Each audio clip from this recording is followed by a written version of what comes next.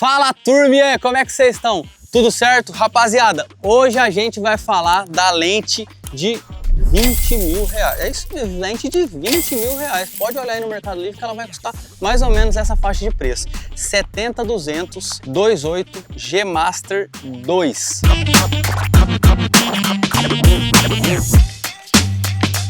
Essa lente aqui é do meu pai. Meu pai também trabalha com audiovisual, ele tem uma produtora que faz casamento. Então eu comecei com ele. Hoje eu tenho a minha própria produtora de vídeo que não faz casamento. Então, pra ele, por exemplo, que faz casamento, essa lente aqui na entrada da noiva ali, mano, ele falou pra mim que era o que ele precisava e ele fez esse investimento e comprou essa lente aqui absurda, mano, que é aí a vontade de vários videomakers, inclusive a minha. E eu tive a honra de testar e vou contar pra vocês o que eu achei dessa belezura. Fechou? Então, turma, eu pesquisei muito e não achei quase nenhum vídeo em português falando sobre essa lente. Então, quando meu pai foi comprar, ele pesquisou muito, meu pai é muito estudioso da área do audiovisual, e ele realmente também não achou muitos vídeos falando sobre ela, né, em português. Então, por isso que eu decidi fazer. E aí, ó, deixa eu colocar isso aqui pra lá. Rapaziada, sim, essa lente é uma lente aí pra nós, brasileiros, de quase 20 mil reais. É muito caro? É muito caro. Ela entrega os 20 mil reais? Entrega porque é uma puta de uma lente. Mas é muito dinheiro, né, mano? Como diz o nosso amigo Adriano Comunique, né, Felipe? É difícil pra gente vender nosso trabalho em real e ter que comprar equipamento em dólar. Ainda mais a gente que gosta de equipamento audiovisual, né, rapaziada? Então, essa lente custa, assim, o preço de um carro popular aí.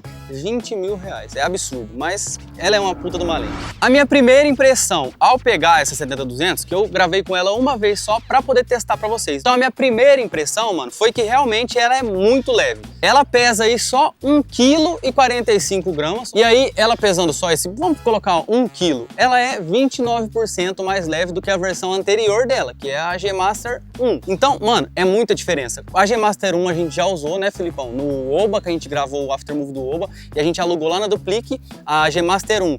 E, mano, era realmente muito mais pesada a G Master 1 do que essa, ou seja, quase 30% de diferença de peso de uma para outra. No que isso impacta, Conca? No meu ponto de vista, facilitar o seu dia a dia de trabalho, né? Então, a mochila mais leve, você vai ter menos dor nas costas. Na hora de fazer a sua imagem, isso ela vai forçar menos o estabilizador, porque ela é mais leve, então seu braço vai conseguir estabilizar um pouco mais, né? Então o estabilizador vai ser menos utilizado, o estabilizador nativo, né, da câmera ali, da lente. E aí eu acho que esse fato do peso dela, mano, ele é muito importante. Se você quiser colocar num gimbal, né, às vezes você não tem um gimbal tão parrudo, então você tendo uma lente um pouco mais leve, que é essa, ao invés da 1, ela vai conseguir estabilizar ali no seu gimbal. Então o fato dela ser muito leve me impressionou bastante, quanto a anterior e quanto a outra 70-200 que tem aí no mercado. Bom, então, turma, continuando aqui no assunto no corpo físico da lente, né, já que a gente falou do peso, agora eu vou falar algumas coisinhas aqui. Ela tem variados botões aqui, né? Então, várias funções de botões aqui que ela tem.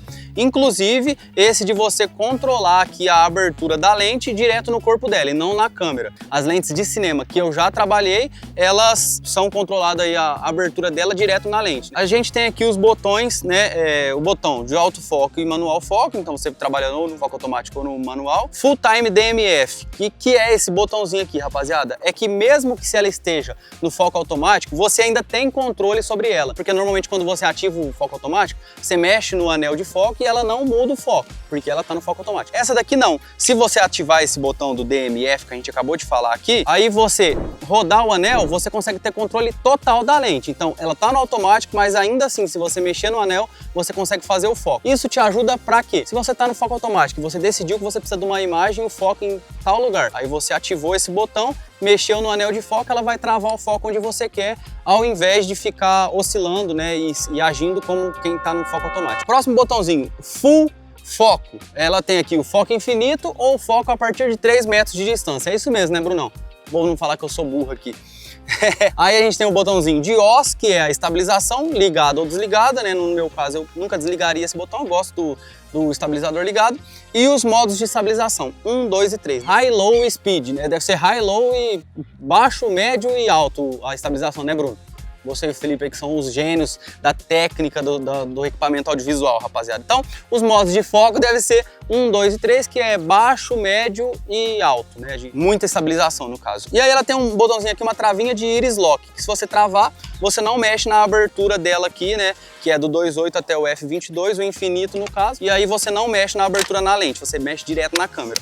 O que eu acho que é bom você mexer na lente, que é legal e deve ter um porquê técnico de você fazer isso que eu não sei qual é, mas se eu descobrir depois eu conto pra vocês. Bom, mais um ponto que me chamou muita atenção e eu consegui perceber nos meus testes é quanto ao motor de foco dela. O foco automático dessa lente aqui, rapaziada, é extremamente absurdo. Isso me chamou muita atenção. E aí quando eu comecei a pesquisar sobre essa lente, eu vi lá que a Sony ela implementou uma tecnologia avançada, uma tecnologia diferenciada quanto ao movimento de pessoas, não de objetos, movimento de pessoas. Então assim, ela é extremamente avançada na questão do foco, principalmente em imagens de ação, tá ligado? Vou dar um exemplo, esporte, corrida e tal. Ela é extremamente eficiente, né, no foco automático dela aí. Então a Sony investiu nessa tecnologia avançada na questão do foco automático e é até por isso que ela tem aqui três botões diferentes de estabilização para poder combinar com o modo de foco automático que você vai usar aí, seja 1, 2 ou 3. Deixa eu mostrar umas imagens para vocês aqui com um pouquinho mais de movimento para vocês verem como é que ela se comportou no foco automático. Turma, então agora eu tô no 2.8,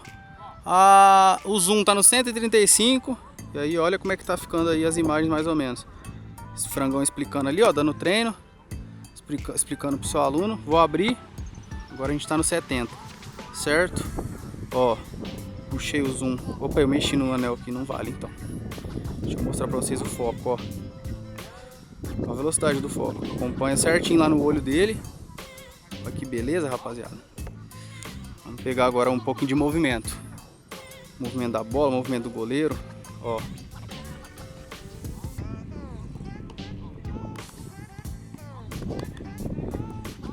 Tô no 200 pra fazer mais movimento aí.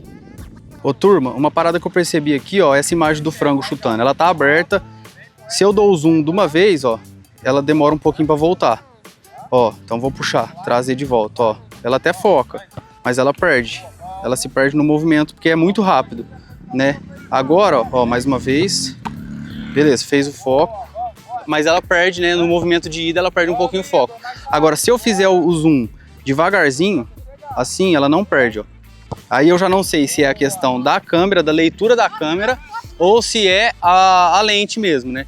Porque eu vi um vídeo de uma moça que ela fazia o foco, ela fazia o zoom, mudava do 70 para 200 e ela permanecia o foco estático no lugar que ela estava. Agora, eu não sei se é a minha câmera, que no caso é uma FX30, ou se é a lente, beleza? Bom, e por ser uma lente zoom, eu considero o 2.8 uma boa abertura. É uma lente clara, né? Digamos assim, por ser uma lente zoom, é uma lente muito clara. Para falar da nitidez e qualidade ótica, eu não preciso nem falar, né, mano? Nessas imagens aí, vocês estão vendo a nitidez dela e eu não preciso realmente nem falar, né, mano? Não tem aberração cromática, não tem, assim, nada que a gente possa falar que é um problema, na minha visão, tá? Por exemplo, a aberração cromática em lentes que não tem a qualidade ótica tão boa como essa, é algo que acontece, é um problema, né? Isso me incomoda. Tudo bem, a gente tá falando de uma lente de 20 mil reais, né, mano? Então não deveria realmente ter esse tipo de problema. E não tem. Eu bato sempre nesse ponto do valor, mano, porque pra gente que mora no Brasil, é difícil comprar, é difícil ter um equipamento desse valor. Então é um ponto que me chateia dentro do audiovisual, né? A gente fez até essa brincadeira aqui de cobrar o nosso serviço em real e comprar o equipamento em dólar, e realmente é desleal, é uma brincadeira, né, que o Adriano fez com a gente,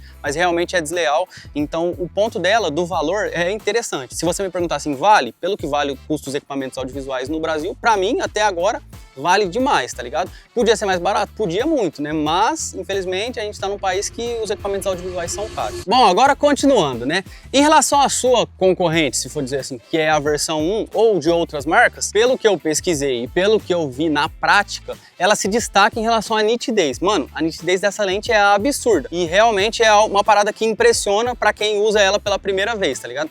É uma parada que você olha e fala, mano, que nitidez é essa? O desfoque, o buquê dela, vamos dizer assim, ele não é muito nem é pouco. Se você pegar o buquê aí de uma 85, por exemplo, ele vai ser um buquê gritante, tá ligado? Aquele desfoque, aquelas bolonas assim que formam na lente. Já essa lente, pra mim, ela é o ideal, nem muito nem pouco. É um desfoque, é óbvio, ela tem um desfoque lindo, mas não é um desfoque, você vai perder tudo de vista, digamos assim. Então ela descola muito o personagem do fundo e dá um buquê muito bonito.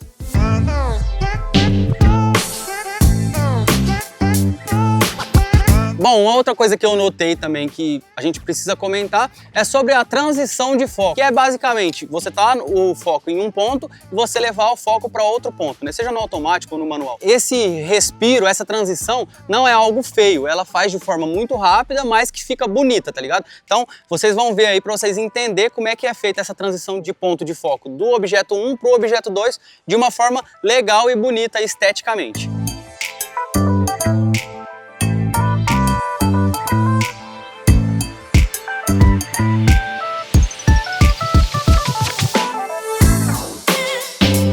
Então, turma, essas imagens estão sendo gravadas na mão, já disse lá atrás. E aí, rapaziada, o que eu quero falar sobre isso? A estabilização dela. Mano, isso aí é coisa de doido, né não? Na mão, lente leve, tudo bem, a gente tá gravando aqui com uma FX30, né, é uma câmera que já tem o estabilizador também. Se você fizesse com uma lente que não tivesse a estabilização que ela tem, que é muito boa, fazendo esse movimento, eu tenho certeza que a imagem ia ficar toda cagada. Então assim, ó, parece que tá num gimbal médio, dá pra usar? Dá pra usar. É a melhor coisa do mundo? 100%? Não, não é o indicado, mas se você tiver numa situação que você tem que usar no 200, mano, coisa linda, dá pra usar. A estabilização dela funciona muito bem na mão, no 70, no 200, porque a gente tem que lembrar aquele ponto. Quanto mais fechada a imagem, mais ela vai tremer, né, Brunão? Sem também fazer aqueles movimentos muito bruscos, né, mano? Você vai também ter que controlar o peso da sua mão, do seu corpo, a forma como você vai utilizar. Até porque a gente sempre costuma brincar muito lá na produtora que a pecinha que tá atrás da câmera é muito importante também, viu, rapaziada? Então agora, pra gente já ir pros finalmente, rapaziada, vamos fazer um teste nela também no gimbal, porque normalmente 70-200 é uma lente pesada, essa daqui é mais leve. A gente tentou estabilizar ela no gimbal e aí vocês vão ver como é que ficou essa brincadeira da 70-200 no gimbal. Não é nada normal, tem muita gente que já faz, mas pra gente aqui na Conca Filmes não é algo que a gente faz normalmente no dia a dia. Rapaziada, então agora 70-200 no gimbal, a gente vai testar ela no gimbal e ver se sai alguma cena legal aí.